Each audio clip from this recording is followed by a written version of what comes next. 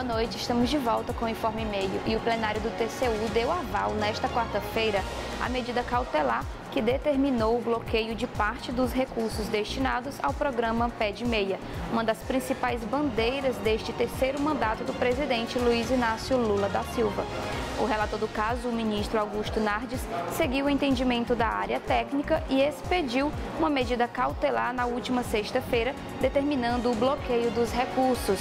O entendimento dos auditores é que o programa foi desenhado de uma forma em que está sendo operado fora do orçamento da União, desrespeitando as regras fiscais. A área técnica constatou que o recurso para pagamento aos estudantes resultantes de aplicações do FIPEM, fundo onde estão depositados os recursos do programa, não estavam previstos na Lei Orçamentária Anual. Os auditores veem essa manobra utilizada pelo governo como um risco para a credibilidade da regra fiscal vigente.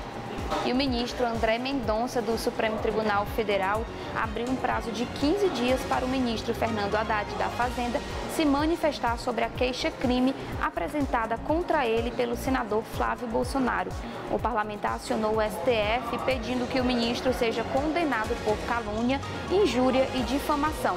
Haddad associou Flávio Bolsonaro ao esquema de rachadinha, ao defender a Receita Federal de desinformações sobre taxação do PIX.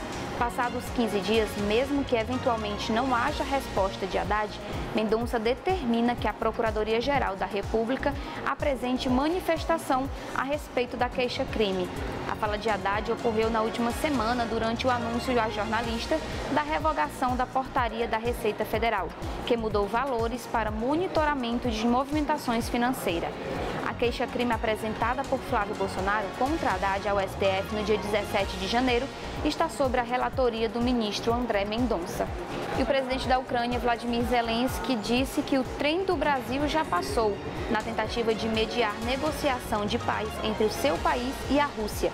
Ele também afirmou que Lula não é mais um ator relevante no conflito e não será com o retorno de Trump à Casa Branca.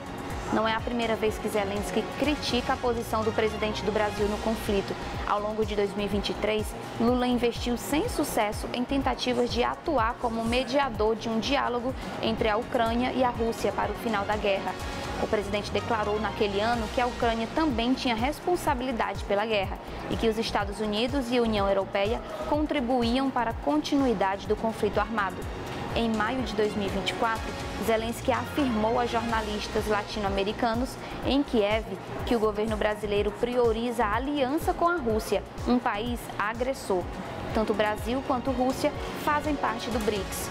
Em setembro, em seu discurso durante a Assembleia Geral das Nações Unidas, disse duvidar do real interesse de Brasil e China ao pressionarem para liderar o diálogo entre Kiev e Moscou a dois países. E o TCU aprovou nesta quarta-feira a realização de uma auditoria para fiscalizar a execução de emendas parlamentares.